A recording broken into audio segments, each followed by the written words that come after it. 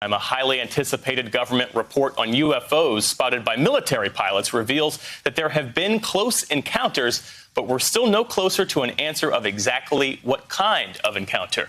In the 9-page Pentagon report, the U.S. government can't explain 143 of the 144 cases of unidentified flying objects. The one case they could categorize, they said, was a large deflating balloon. Now, the report doesn't mention aliens, but it does confirm that those pilots definitely saw something. The government simply doesn't know what, or so they say. Joining me is Gideon Lewis-Kraus, who is a staff writer for The New Yorker, also an MSNBC contributor. So, Gideon, this government report says basically that unidentified flying objects, for right now at least, are still unidentified. What did you make of this report?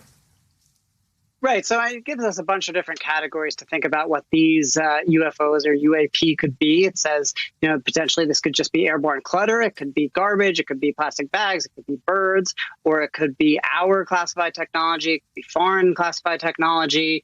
Or it could be, there's this broad catch-all bin of other. And that's, of course, what people are fixated on is what does other mean? So your latest for The New Yorker focused on the timing of this report. Unpack that for us. Why does that matter? Why is that significant that this is coming out now?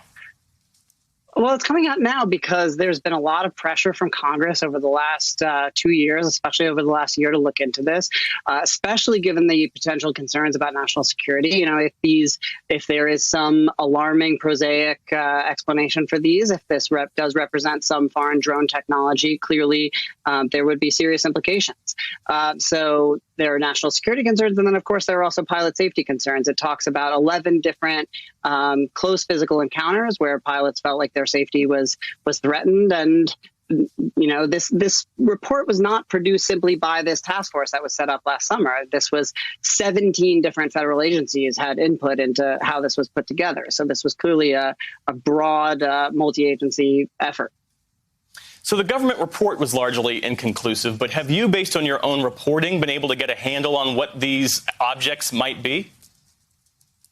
I wish I knew. I mean, it seems like nobody has a very good idea. I mean, obviously, the expectation is that of these 143 unresolved reports, presumably the bulk of them have some kind of mundane explanation.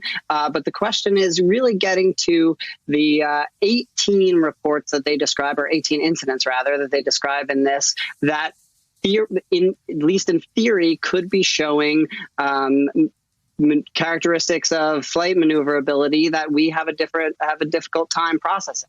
And so one of the strangest lines in the report is that we don't need just more data, we don't need just more analysis, but we might in fact need more science to figure out what kind of movement is represented here. Now, of course, we don't know how that movement has been corroborated. We don't know if these were simply eyewitness reports that could be subject to misperception, or if these fell into the category of the reports that have corroborating data through infrared or electro-optical sensors or radar. Yeah.